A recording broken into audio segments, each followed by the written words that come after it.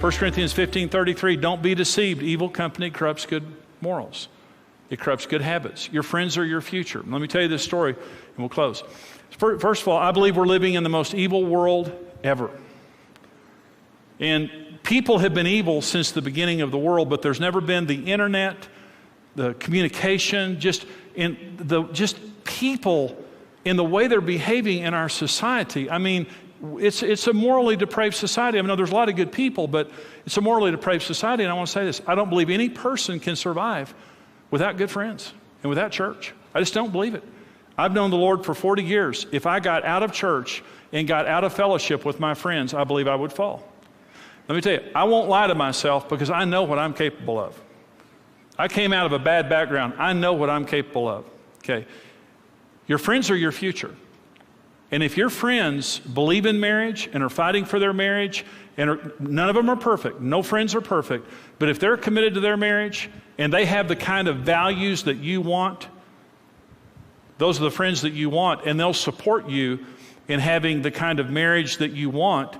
And when you're going through hard times, they'll support you. There's a couple that we knew, and they smoked. They didn't want to come to church because they smoked. I smoked for many years, and when I'm pastor of this church now, but when I came to this church, I smoked. I mean, I was quitting smoking. I was still kind of battling with quitting smoking. And I was self-conscious about being around good Christian people because I didn't feel like I was a good Christian person at all. But we came, and Karen got us into a Bible study group. And I didn't want to be in a Bible study group because I felt like I was a very unspiritual person, and I didn't want to be around. I could hide in a big group, but I didn't want to be in a small group because I knew that I'd probably accidentally cuss or something, and which I had done, and that people would see how unspiritual I was and things like that. So I kind of like to hide in a big crowd. But Karen got us in this little Bible study group. It changed our lives.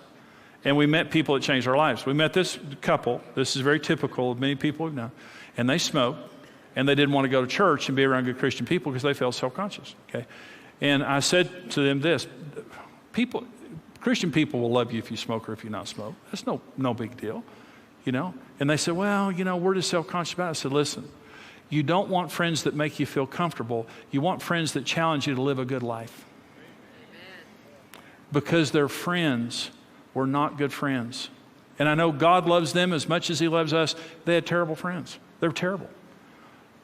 Because of self-consciousness and not wanting to be in a circle of people that, they smoked whatever, they didn't go to church. They never did. And they divorced. And it's a very, very sad story. They had committed themselves to the Lord. They had committed their marriage to the Lord. And now they were at this decision point of saying, we're going to become a part of church. We're going to get good Christian friends. And this is going to be a core value in our lives. And when they got there, they said, we're too self-conscious. We feel bad about ourselves. And they stayed with their comfortable friends. And they divorced. When you're going through tough times, you want people that'll stand with you and encourage you to do the right thing. Bad friends are like swimming upstream. It's a constant even if you're fighting against it, it's a constant influence, and finally in a weak moment, you go their way. That's what bad friends are like, and I had a whole bunch of them when I was growing up. Good friends are like going upstream in a canoe, because life is upstream. There's pressures and there's challenges. But it's not swimming upstream, it's canoeing upstream with friends in the back paddling with you. And when you're tired, you got people to help you paddle. And when you're worn out and confused and discouraged, you have people telling you good things, saying you can make it, don't give up. It's all upstream, but you're fighting upstream. You can make it for the rest of your life. You can stay in love for the rest of your life. Just these 4 simple things are so profound in giving us a foundation for a lifelong love affair. Thank you for joining us.